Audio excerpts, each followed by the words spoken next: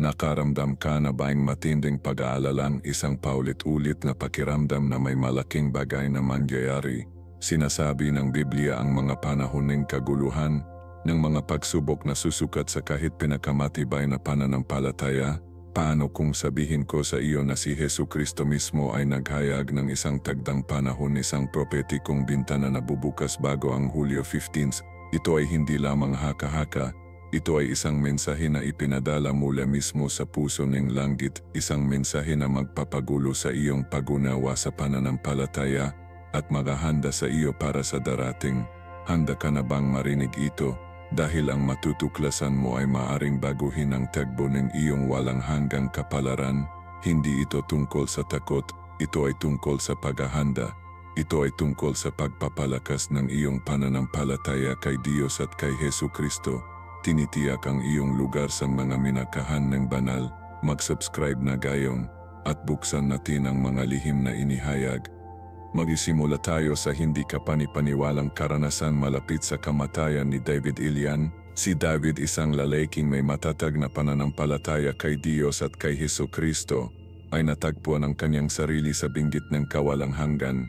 Ang kanyang paglalakbay ay nagsimula sa isang nakapipinsalang aksidente, isang traumatikong pangyayari na nagtulak sa kanya sa kadiliman ng klinikal na kamatayan. Ngunit sa kadiliman na iyon, may isang pambihirang nangyari. Si David ay nakita ang kanyang sarili na lumulutang sa isang maliwanag na liwanag, isang nakamamangang pag-akyat sa isang kaharian na lampas sa pangunawa. Hindi ito isang katang-isip ng imahinasyon, ito ay isang pisikal na pakikipagtagpo sa banal. Nahanap niya ang kanyang sarili na harapan kay Jesucristo, ang anak ng Diyos, ang sagisag ng pag-ibig at katotohanan, gaya ng nilarawan sa Ebanghelyo ni Juan. Sa pambihirang pakikipagtagpong ito naganap ang isang usapan na may malaking kahalagahan sa espiritual, isang usapan na magpapatakbo ng pangingilabot sa iyong gulugod. Madalas na binabanggit ng Biblia ang mga taong nakaranas ng Diyos sa isang makapangyarihang paraan. Ang kwento ni David ay nasa parehong linya ng mga salaysay na iyon. Si Jesucristo, sa kanyang walang hanggang karunungan at awa, ay hindi lamang binati si David. Siya ay nagatid ng isang mensahang gati at nababala, isang propetikong mensahan na nakatali sa isang tiyak na petsa. Hulyo, hindi ito isang malabo na propesiya. Ito ay isang tiyak na tagdang panahon, isang punto ng paghahati. Binigyang din ni Jesucristo ang kahalagasang pagiging handa ng pagayon sa banal na plano. Kanyang inihayag kay David ang 7 tiyak na espiritual na palatandaan, 7 marka na nagtatanggi sa mga tunay na taga-sunod ni Kristo mula sa mga nagsusuot lamang ng label. Hindi lamang ito mga abstract na konsepto. Ang mga ito ay mga nasa salat na ekspresyon ng pananampalataya, isang refleksyon ng panloob na pagbabago na nangyayari kapag ang isa ay tunay na sumuko sa Diyos. Tandaan, tinuturuan tayo ng Biblia na suriin ang ating sarili. 2 Corinto 3:5. Ang unang palatandaan, isang nagbagong puso, ay hindi lamang tungkol sa pakiramdam na mabuti. Ito ay tungkol sa kakayahang magpatawad o pang magpakita ng awa kahit na sa harap ng matinding sakit. Ito ay tungkol sa paghahanap ng katotohanan sa itaasang kaginhawan, isang kahandang harapin ang mga hindi komportableng katotohanan ng buhay na ginagabayan ng liwanag ng banal na espiritu. Ito ay perpektong naayon sa mga turo ni Jesus sa Mateo 5:44, kung saan kanyang iniutos sa atin na ibigin kahit ang ating mga kaaway. Isipin ito, gaano kadalas natin na lamang ang ating sarili na nakakapit sa sama ng loob na nagpapahintulot sa kapaitan na lumago. Ang isang nagbagong puso, isang puso na naayon sa kalooban ng Diyos gaya ng inilarawan sa Biblia, ay isang aktibong pumipili ng kapatawaran, isang puso na malaya sa mga tanikala ng kapaitan. Ito ay unang hakbang tungo sa pag-unawa sa mas malalim na kahulugan ng awa ng Diyos. Ang pangalawang palatandaan, isang matatag na pagmamahal sa katotohanan, ay isang pagtanggi na ikompromiso ang mga paniniwalang isang tao para sa kapakanan. Ito ay tungkol sa paninindigan sa iyong pananampalataya, kahit na ito ay may gastos sa iyo. Hindi ito tungkol sa pagmamataas. Ito ay tungkol sa integridad, tungkol sa pamumuhay ng isang buhay na may matatag na paniniwala sa harap ni paghihirap, gaya ng ipinakitang maraming mga figura sa Biblia.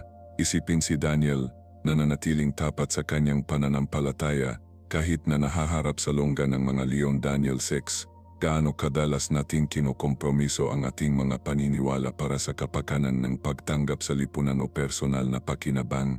Ang palatandang ito ay hinahamon tayo na suriin ang ating sariling buhay at alamin kung saan natin maaring kinokompromiso ang ating pananampalataya para sa kapakanan ng kaginahawan.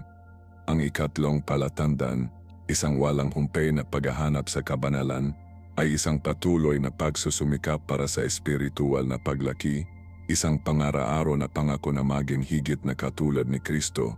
Hindi ito tungkol sa paggamit ng pagiging perpekto. Ito ay tungkol sa paglalakbay ang patuloy na proseso ng pagpapabanal. Ito ay tungkol sa aktibong paghahanap sa kalooban ng Diyos sa bawat aspeto ng ating buhay na patuloy na naghahanap ng patnubay sa pamamagitan ng panalangin at pag-aaral ng kasulatan. Isipin ang apostol na si Pablo, na patuloy na nagsumikap na mamuhay ng isang buhay na nakalulugod sa Diyos. Kinikilala ang kanyang sariling mga pagkukulang ng ngunit walang humpay na naghahanap ng kabanalan. Filipos 3. Gaano kadalas tayo nagiging kampante sa ating espiritual na lakat na ninirahan sa pagiging ordinaryo sa halip na nagsusumikap para sa kahusayan? Ang palatandang ito ay nananawagan sa atin na suriin ang ating antas ng pangako sa espiritual na paglago, upang masuri kung aktibo ba tayong naghahanap ng kabanalan o dumadaan lamang sa nagalawa.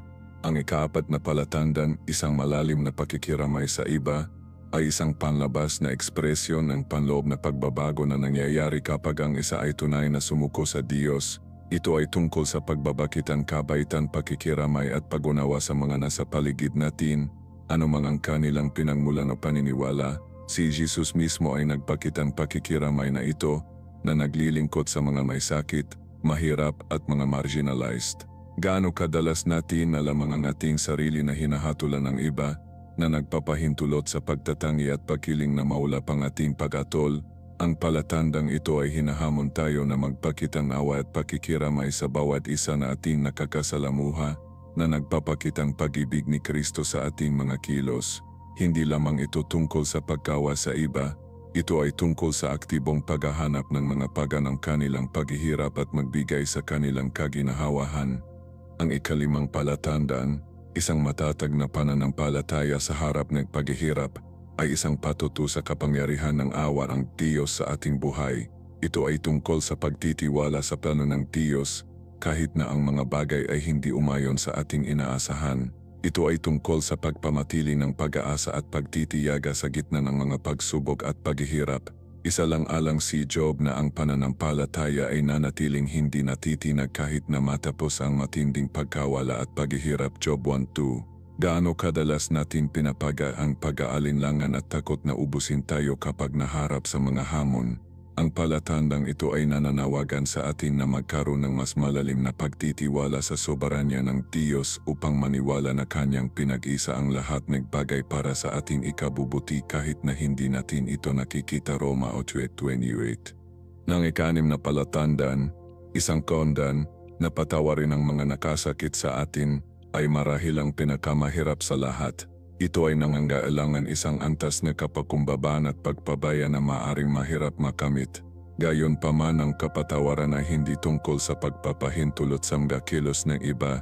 Ito ay tungkol sa pagpapakawalang kapaitan at samain-loob na maaring lason ng ating mga puso. Ito ay tungkol sa pagpili na mapalaya mula sa ikot na galit at pagkaput, na nagpapakita ng awa gaya ng natanggap nating awa mula sa Diyos. Ang mga turo ni Jesus sa kapatawaran ay malinaw at matatag. Mateo 6:14c. Gaano kadalas tayong may huwag na samain-loob na nagpapahintulot sa kapaitan na lumago at ubusin tayo? Ang palatandang ito ay nangangailangan isang radikal na kilos na pagpapakawalaing pagpili ng pag-ibig kaysa sa samain-loob. Ang ikapitong palatandang, isang masigasig na pagnainay na ibahagi ang ebanghelyo, ay isang likas na bunga ng isang nagbagong buhay. Ito ay tungkol sa pagbabahagi ng mabuting balita ni Hesukristo sa iba. Inayahan silang maranasan ang parehong nagbabagong kapangyarihan na nagbago ng iting buhay. Hindi ito tungkol sa mapilit na pangangaral. Ito ay tungkol sa pagbabahagi ng iting pananampalataya ng may pag-ibig at pakikiramay na nagiging isang buhay na patuto sa kapangyarihan ng awan Diyos. Gaano kadalas natin tinatago ang iting pananampalataya sa ating sarili, nabigo na ibahagi ang pag-asa at kagalakan na natagpuan natin kay Kristo. Ang palatandang ito ay nananawagan sa atin na maging matapang at maglakas loob upang ibahagi ang mensahe ng kalitasan sa mundo na nalalaman na ang Diyos ay magbibigay kapangyarihan sa atin upang gawin ito. Ang 7 palatandang ito na inihayag kay David noong araw na iyon ay nagsisilbing isang makapangyarihang paalala sa kahalagahan ng pamumuhay ng isang buhay na nakalulugod sa Diyos, isang buhay na nagpapakita ng nagbabagong kapangyarihan ng kanyang pag-ibig. Ang 7 palatandang ito na nakaukit sa alaala ni David ay hindi lamang isang lista ng mga mitiin. Ang mga ito ay isang mapa para sa isang buhay na namuhay sa radikal na pagsunod sa Diyos. Ang mga ito ay isang hamon, isang panawagan sa aksyon, isang palaging paalala sa mataas na tawag na inilagay sa bawat mananampalataya. Isa lang ang ikawalong palatandaan na madalas na napapabayan, ngunit pantay na mahalaga, matatag na kapakumbabaan. Hindi ito basta kahinahunan o pagkamahiyain. Ito ay isang malalim na pag-unawa sa lugar ng isang tao sa harap ng Diyos at sa harap ng iba. Ito ay isang pagkilala sa ating likas na pagiging sira, ang ating pag-asa sa awa ng Diyos, at ang ating kahinaan sa harap ng mundo. Pinipigilan tayo ng kapakumbabaan na sumuko sa kapalaluan, ang mapangakit na kaaway na bumubulag sa atin sa ating sariling mga kahinaan at nagpapasiklab sa ating pagiging mapagmatas. Si Haring David mismo, isang lalaking pinili ng Diyos, ay nakaranas ng mga kapipinsalambong ng kapalaluan. 2 Samuel 11:2. Ang kanyang kwento ay nagsisilbing isang malinaw na babala laban sa mga panganib ng walang kontrol na ambisyon at pagpapahalaga sa sarili. Ang ikawalong palatandang ito ay nananawagan sa atin sa isang patuloy na pagsusuri sa sarili, sa isang walang humpay na paghahanap ng katuwiran, na sinamahan ng isang mapagpakumbabang pagkilala sa ating mga pagkukulang. Ito ay tungkol sa pagkilala na ang ating mga nagawa ay huli na mga kaloob mula sa Diyos, at ang ating halaga ay hindi natutukoy na aking mga gawa kundi na aking relasyon sa Kanya. Ang ikasiyam na tanda na malapit na naugnay sa kapakumbabaan ay ang patuloy na paghahangad sa kabanalan. Hindi ito basta pagsusumikap para sa perpeksyon, isang imposibleng mitin, kundi isang patuloy na pagsisikap na iayon ang ating buhay sa kalooban ng Diyos. Ito ay isang pangaraw-araw na pangako na itakwil ang lumang pagkatao at isuot ang bagong pagkatao na nilikha ayon sa larawan ng Diyos. Kasama rito ang aktibong paghahanap upang matukoy at mapagtagumpayan ang mga lugar ng kasalanan sa ating buhay na palagang nagsisisi at humihingging kapatawaran. Nangangailangan ito ng matalas na kamalayan sa patnubay ng banal na espiritu, ni pagpayag na isuko ang ating sariling manggahangarin sa perpektong plano ng Diyos. Ang paghahangad na ito sa kabanalan ay hindi isang nag-isang pagsusumikap, ito ay pinanganggalagaan sa loob ng komunidad ng mananampalataya, kung saan tayo ay naghihikayat at nagtutulakan sa isa't isa upang lumago kay Kristo. Natututo tayo mula sa tagumpay at kabiguan ng bawat isa, sinusuportahan ang isa't isa sa ating paglalakbay tungo sa espiritual na kapanahunan. Ang paghahangad sa kabanalan ay isang paglalakbay habang buhay, hindi isang destinasyon, isang patuloy na pagsusumikap upang maging higit na katulad ni Kristo. Ang ikasampung tanda ay marahil ang pinakapraktikal, ang masigasig na pangangasiwa sa lahat ng ipinakatiwala ni Diyos. Saklo, nito hindi lamang ang ating mga material na pag-ari kundi pati na rin ang ating oras, talento at mga relasyon. Tungkol ito sa pagkilala na ang lahat ng ating tinataglay ay nagmumula sa Diyos at tayo ay may pananagutan kung paano natin ito ginagamit. Ang ibig sabihin nito ay maging responsable sa ating pananalapi gamitin ang ating mga talento upang maglingkod sa iba at talaga ng ating mga relasyon sa pamilya, mga kaibigan at sa ating komunidad. Ang talingaga ng mga talento, Mateo 20:14-30, ay nagsisilbing isang makapangyarihang ilustrasyon ng prinsipyong ito. Hinahamon tayo nito na mamuhunan sa kung ano ang ibinigay sa atin, upang maging mabungga at produktibo sa lahat ng larangan ng ating buhay. Hindi inimang ang ating mga pagpapala kundi ibinabahagi ang mga ito sa iba. Tinawag tayo ng tandang ito sa isang buhay na punong pagkabukas palad, ni walang pag-iimbot na paglilingkod, ni paggamit ng ating mga pinagkukunang yaman upang itaguyod ang kaharian ng Diyos sa lupa. Nangangailangan ito ng mga na pagsasalang-alang sa ating mga prioridad. Isang pangako na mamuhay ng isang buhay na sumasalamin sa ating pasasalamat sa mga pagpapala ng Diyos. Ang ikalabing isang tanda ay nagpapakita bilang isang masiding pagmamahal sa salita ng Diyos.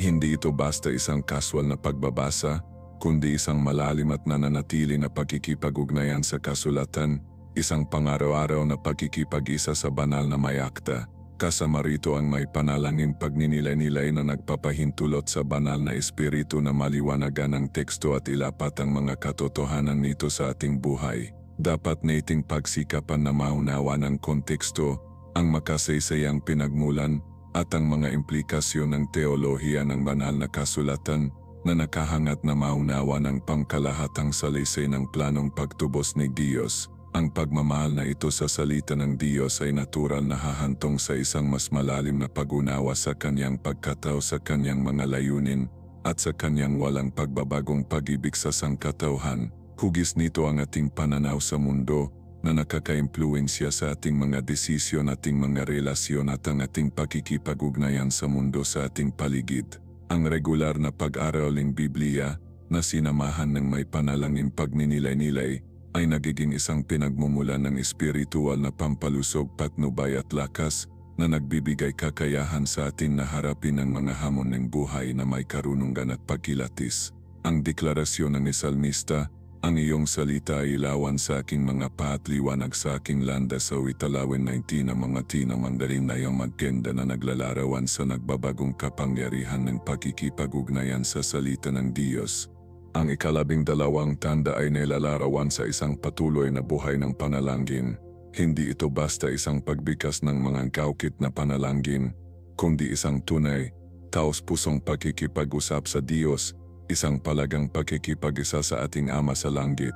Kasama rito ang pagpapahayag ng iting pasasalamat sa kanyang mga pagpapala, pagtatapat ng iting mga kasalanan at pagiging kapatawaran, at mapagpakumbabang paglalahad ng iting mga kahilingan sa Kanya. Kasama rin dito ang pakikinig, aktibong pakikinig para sa Kanyang patnubay, ang Kanyang tahimik malumanay na tinig. Ang panalangin ay hindi isang magic formula para makuha ang iting mga hangarin, ngunit isang mahalagang koneksyon sa pinagmumulan ng lahat ng lakas at karunungan. Ito ay isang paraan ng paglilinang ng pagiging malapit sa Diyos, pagpapalalim ng iting relasyon sa Kanya, at pagdanas ng kapayapaan na higit sa lahat ng pangunawa. Filipos 4:7. Ang palagang panalangin ay nagtataguyod ng pag-asa sa Diyos, kinikilala ang iting mga limitasyon at pag-asa sa Kanyang kapangyarihan. Pinalalakas nito ang iting pananampalataya na nagbibigay kakayahan sa atin na harapin ang mga hamon ng buhay na may tapang at pag-asa. Ito ay isang palagang dialogo, isang patuloy na daloy ng komunikasyon sa pagitan nating lating lumika na humuhubog sa ating puso at isipan ayon sa Kanyang kalooban. Dapat nating tandaan na ang panalangin ay hindi limitado sa formal ng mga setting. Ito ay isang patuloy na pag-usap na tumatago sa bawat aspeto ng ating buhay. Ang ikalabintatlong tanda ay nagpapakita sa pamamagitan ng isang mapagkawangawa na puso, isang tunay na pagmamalasakit sa kapakanan ng iba. Hindi ito basta isang sandaling kilos ang gikabaitan, kundi isang palagang pangako na maglingkod sa mga nangangailangan, na nagpapalawag ng pag-ibig at awa sa lahat, anuman ang kanilang pinagmulan o kalagayan. Tungkol ito sa aktibong paghahanap ng mga oportunidad na maglingkod sa mga nasasaktan, sa mga marginalized, at sa mga nakalimutang miyembro ng lipunan. Kasama rito ang paglapit sa mga mahirap, sa mga may sakit, sa mga inaapi, at sa mga naisa na nag-alok ng praktikal na tulong, emosyonal na suporta, at espiritual na patnubay. Nangangailangan ito ng pakikiramay, pag-unawa, at pagpayag na unahin ang pangangailangan iba kaysa sa atin. Ang talinggigaga ni Jesus sa mabuting Samaritano, Lucas 10:23-7, ay nagsisilbing isang makapangyarihang halimbawa ng prinsipyong ito na hinahamon tayo na magpakita ng pakikiramay kahit sa mga taong naiba sa atin, sa mga hindi natin maaring isipin na karapat-dapat sa ating pag-ibig at pangangalaga. Ang mapagawang abuso na ito ay isang refleksyon ng pag-ibig ng Diyos sa sangkatauhan, isang demonstrasyon ng kanyang biyaya at awa na ibinigay sa isang wasak na mundo. Ito ay isang makapangyarihang patutu sa nagbabagong kapangyarihan ng Ebanghelyo, isang nasasalat na pagpapahayag ng ating pananampalataya sa gawa. Ang ika-14 na tanda ay nagpapakitang sarili sa isang buhay na nailalarawan sa walang pag-alinlangang integridad. Hindi lamang ito ang kawalan ng maling gawain kundi isang malay at palaging pangako na mamuhay ng matapat at etikal sa lahat ng aspeto ng buhay.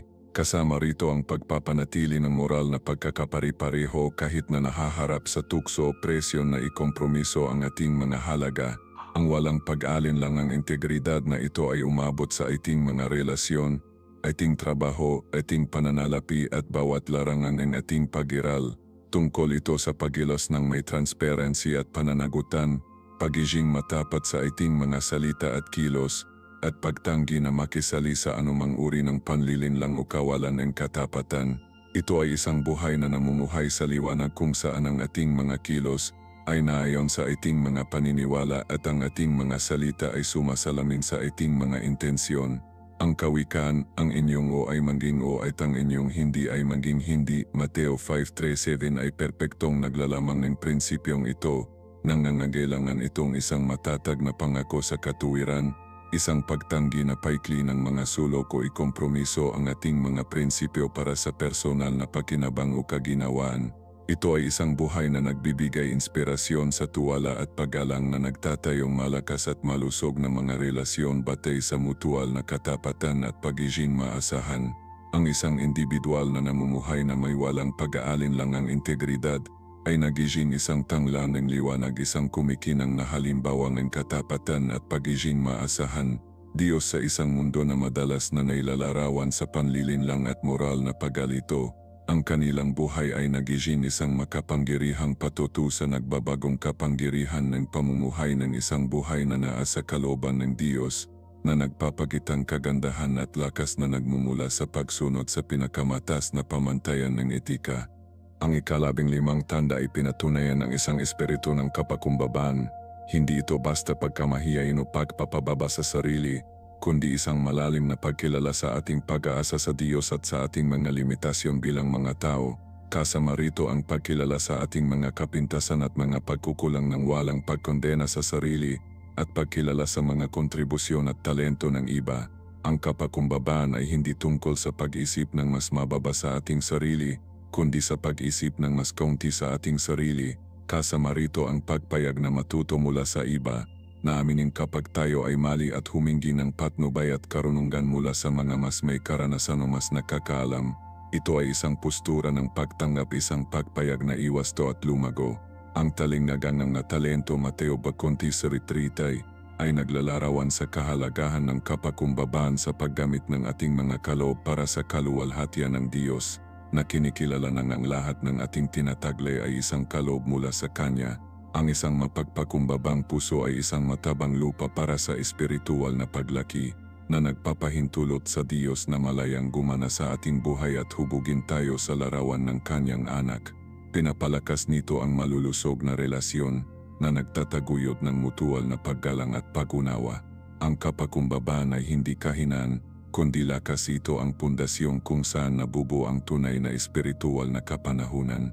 Ito ay isang pagkilala sa ating lugar sa malawak na plano ng mga bagay, na kinikilala nating pagiging walang halaga kung ihahambing sa walang hanggang kapangyarihan at kaluwalhatian ng Diyos, ngunit naunawa ng ating mahalagang papel sa Kanyang plano.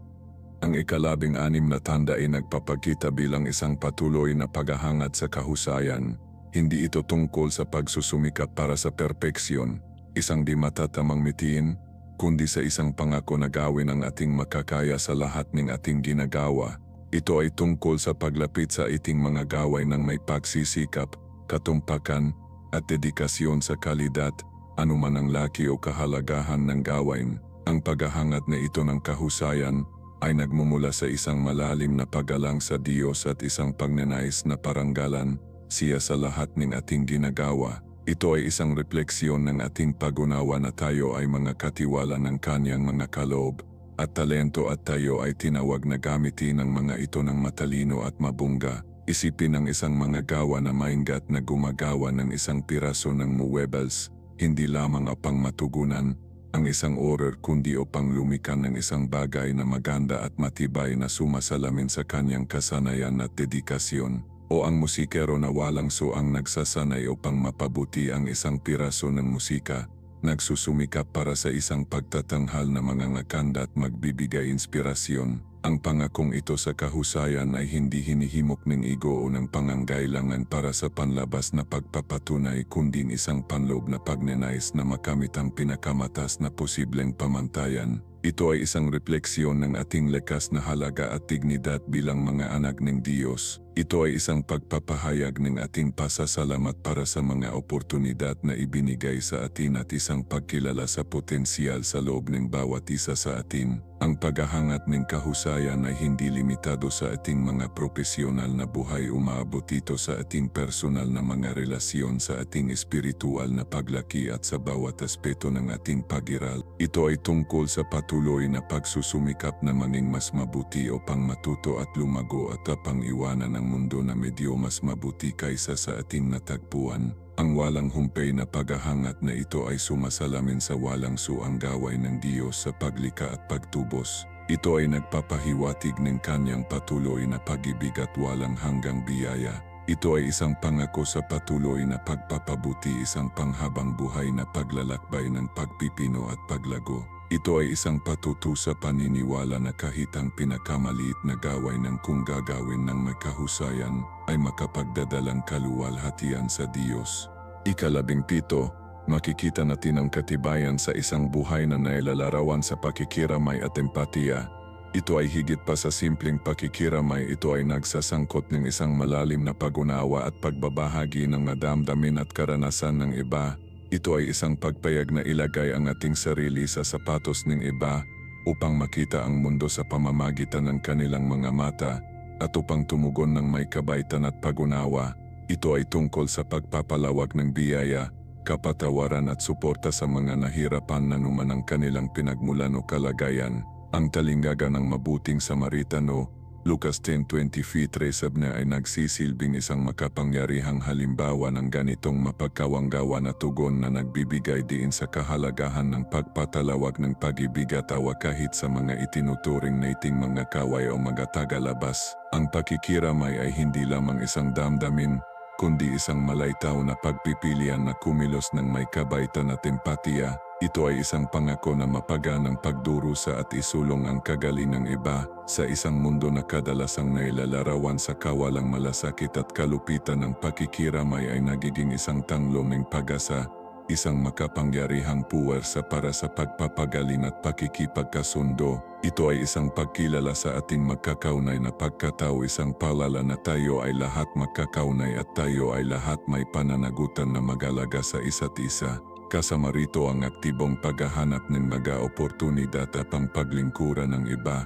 upang magalog ng kaginahawahan at suporta sa mga oras ng pangangailangan at upang magtrabaho tungo sa isang mas makatarungan at mapagkawanggawa na mundo. Ito ay isang refleksyon ng walang hangganang pag-ibig at awa ng Diyos na umabot sa lahat ng nilikha.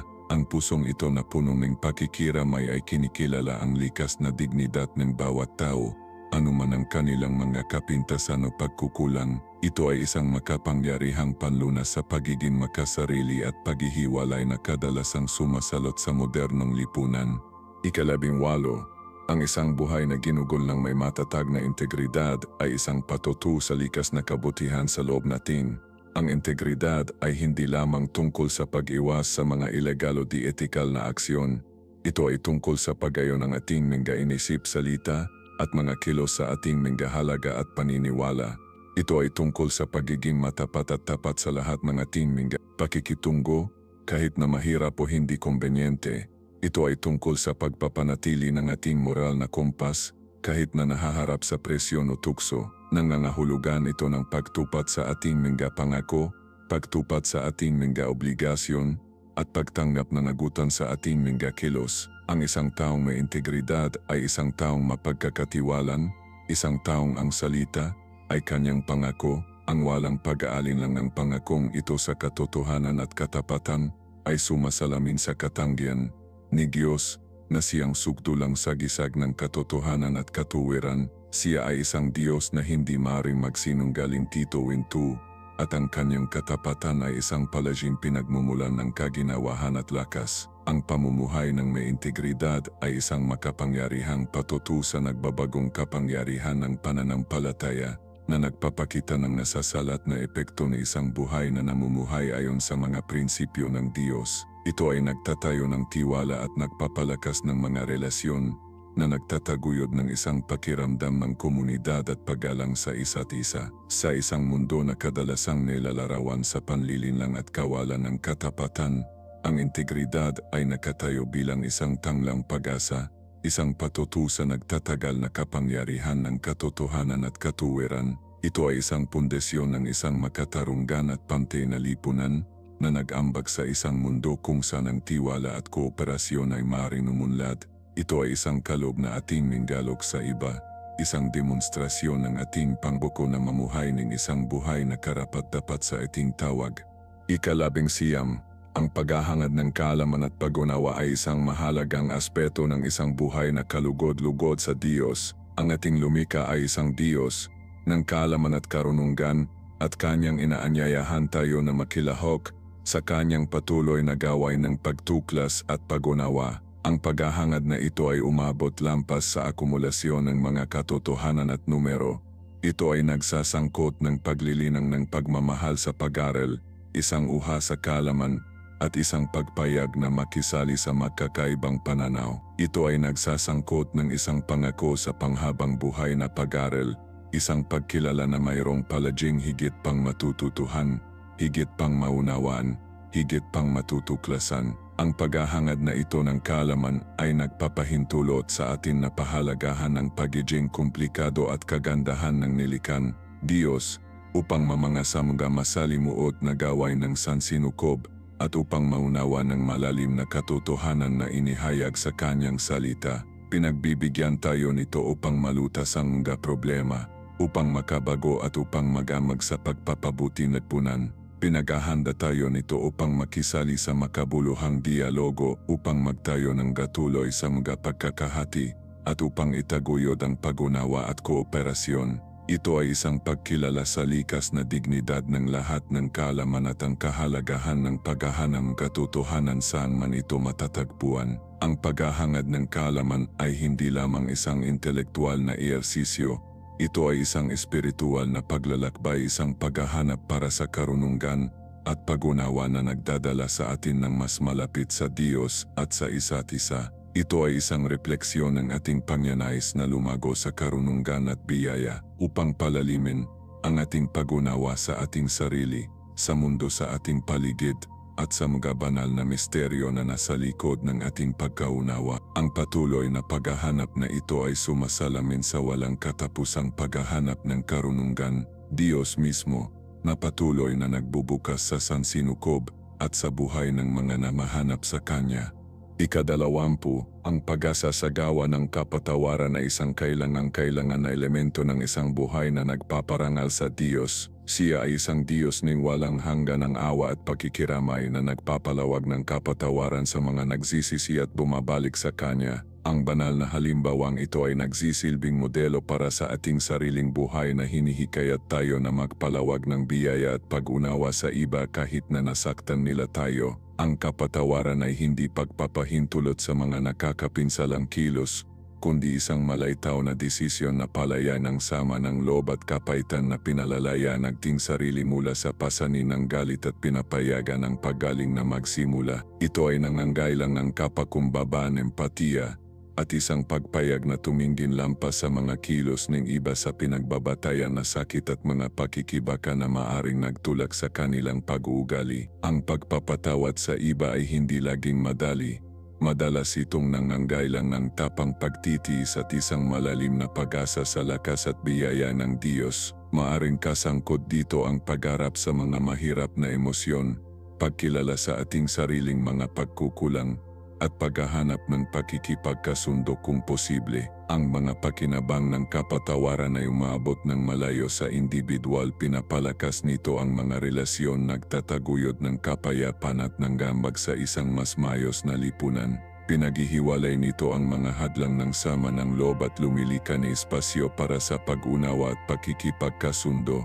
Ito ay isang makapangyarihang kilos ng pag-ibig, isang patuto sa nagbabagong kapangyarihan ng biyaya at isang refleksyon ng walang hanggan ng pakikiramay ng Diyos. Ang paghahawak sa galit at sama ng loob ay nakakasama lamang sa atin na lason ng ating mga puso at hadlangan ng ating espiritual na paglaki. Ang kapatawaran sa kabilang banda ay pinalalaya tayo na pinapayagan tayong maranasan ng kapayapaan at kagalakan na nagmumula sa pamumuhay ng isang buhay na naayon sa kalooban ng Diyos. Ito ay isang patuloy na proseso na nangangailangan ng patuloy na pagsisikap at isang pangako na magpalawag ng biyaya sa ating sarili at sa iba.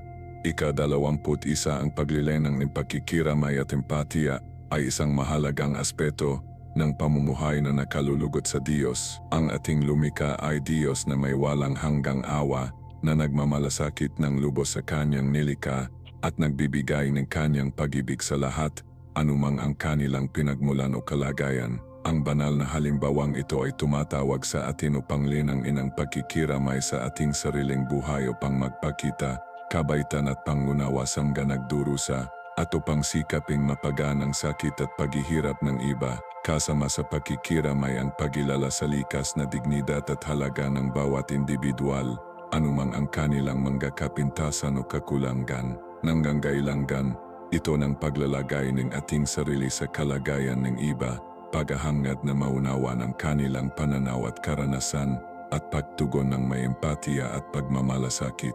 Nangangahulugan ito ng kaktibong pakikinig sa iba, pagbibigay ng suporta at pampatibay loob, at pagsisikap na lumikha ng isang mas makatarungan at pantay na mundo. Ang pakikiramay ay hindi lamang isang damdamin, ito ay isang pangako sa pagkilos, isang kahandang lumampas sa ating mga limitasyon upang tulungan ng mga nangangailangan. Maharing kabilang dito ang pagboluntaryo ng ating oras, pagbibigay ng donasyon sa mga kawanggawa, pagtataguyod ng katarungang panlipunan, o simpleng pakikinig sa isang taong nahirapan. Ang paglilenang ng pakikiramay ay nagpapalakas sa ating mga ugnayan, nagpapayaman sa ating buhay, at nag-ambag sa isang mas mapagmahal at makiramay na mundo. Ito ay isang refleksyon ng pag-ibig ng Diyos, isang patuto sa nagbabagong kapangyarihan ng kabaitan, at isang daan tungo sa isang mas kasiyasiya at makabuluhang buhay. Ito ay isang pangako sa aktibong paghahanap ng mga oportunidad upang magkaroon ng positibong epekto sa buhay ng iba, na kinikilala ng ating mga pakilos ay may potensyal na magdala ng pag-asa at paggaling sa isang sirang mundo. Ika-22, ang paghahangad ng kaalaman at karunungan ay isang mahalagang bahagi ng isang buhay na nakalulugod sa Diyos. Ang ating lumikha ay isang Diyos na may walang hanggang karunungan, at inaanyahan niya tayo na humingi ng pangunawa at kaalaman sa lahat ng aspeto ng ating buhay. Ang paghahangad na ito ay hindi lamang tungkol sa pag-ipon ng mga katotohanan at numero, ito ay tungkol sa paglilinang ng mas malalim na pag-unawa sa ating sarili, sa mundo sa ating paligid, at sa ating kaugnayan sa banal. Kasama rito ang isang pangako sa pag-aaral habang buhay, isang kahandaan na tanungin ang ating mga palagay, at isang pagiging bukas sa mga bagong ideya at pananaw. Nangangahulugan ito ng pagkikipag-ugnayan sa iba't ibang pinagkukunan ng impormasyon, kritikal na pagsusuri sa ating natututuhan, at patuloy na pagsisikap na palawakin ang ating kaalaman. Saklo din nito ang paghahangad ng karunungan na lumalampas sa simpleng pang-akademikong pag-unawa. Ang karunungan ay nagsasangkot ng paglalapat ng kaalaman upang makagawa ang matalinong paghahatol, malutas ang mga problema ng epektibo, at mabuhay ng isang buhay na may layunin at kahulugan. Ito ay tungkol sa pagkilala sa pagkakaiba sa tama at mali, paggawa ng kritikal ng mga pagpipilian, at pamumuhay ayon sa ating mga halaga. Nakikita natin ang karunungan sa mga banal na kasulatan, sa mga karanasan ng iba, at sa tahimik na pagninilay-nilay sa ating sariling buhay. Ito ay isang paglalakbay ng pagtuklas sa sarili, isang proseso ng patuloy na paglago at pagpapabuti, at isang landas na humahantong sa isang mas malalim na pag-unawa sa plano ng Diyos para sa ating buhay. Ang paghahangad ng kaalaman at karunungan ay nagbibigay dan sa atin na mas pahalagahan ng pagiging komplikado at kamangamang nilikan ng Diyos, upang mas epektibong makisali sa mga hamon na ating kinakaharap at upang mabuhay ng isang buhay na parehong nakaka-stimulate sa isipan at nakakapagbigay kasiyahan sa espiritu. Ito ay isang patutu sa ating paggalang sa katalinuhan ng Diyos at isang refleksyon ng ating pagnanais na lumago sa ating pag-unawa sa Kanyang banal na plano. Dapat na iting patuloy na hangarin na matuto, lumago, at maging mas matalino, gamit ang ating kaalaman upang maglingkod sa iba at mga sa pagpapabuti ng lipunan.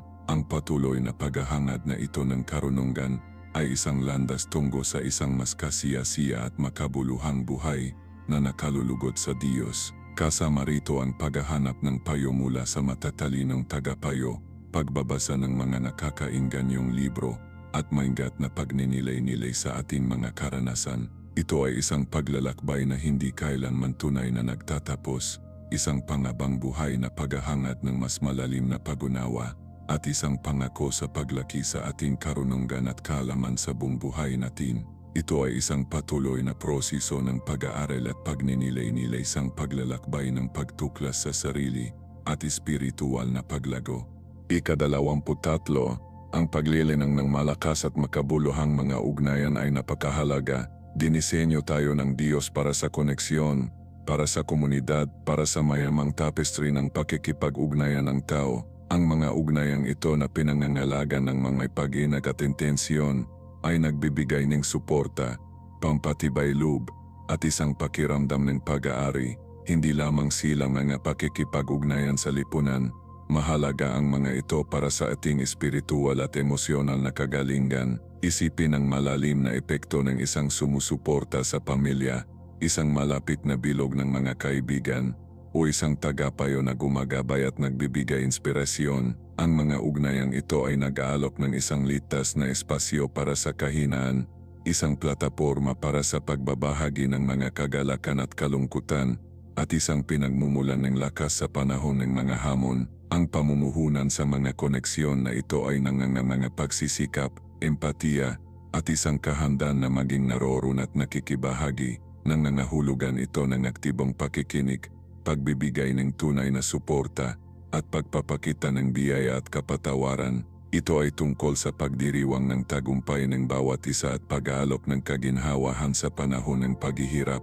Ang pagbuo ng malalakas na ugnayan ay nanganganging sinadyang pagsisikap, pag-schedule ng regular na oras para sa koneksyon, aktibong pakikilahok sa makabuluhang mga pag-usap, at palaging pagpapakita ng pag-ibig at pag-aalaga. Ito ay tungkol sa pagtabi sa ating sariling mga pangangailangan kung minsan upang suportahan ang mga mahal natin, na nagpapakita ng pagiging walang pag-imbot at pakikiramay. Ang mga ugnayang ito, na itinayo sa pundasyon ng tiwala at paggalang sa isa't isa ay nagbibigay ng isang pakiramdam ng pag-aari at layunin na sumasalamin sa pag-ibig at biyaya ng Diyos sa ating buhay.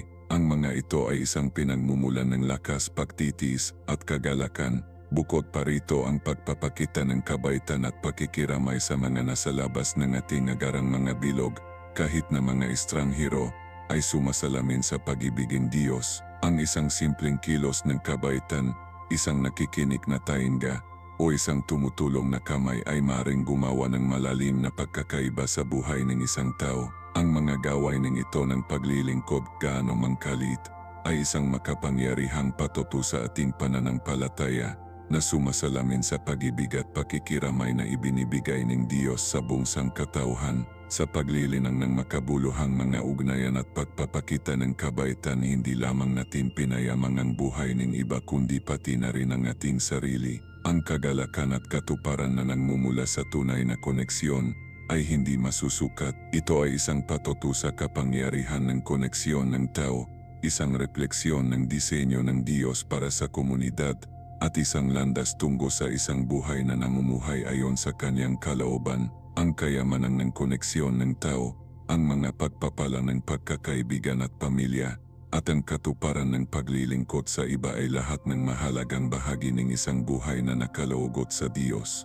Kaya habang nagsisimula tayo sa yumayaman na paglalakbay na ito ng pananampalataya at koneksyon, tanda ng malalim na epekto ng pag-aalaga sa mga ugnayan at pagpapakita ng kabaitan, sikapin nating mabuhay ng isang buhay na sumasalamin sa pag-ibig ng Diyos sa lahat ng ating ginagawa. Handa ka na bang palalimin ang isimong espiritual na lakad at bumuang mas malalakas na koneksyon? Mag-subscribe ng gayon para sa higit pang nakaka-inspire na nilalaman at ibahagi ang isimong kasaloobin sa mga komento sa ibaba.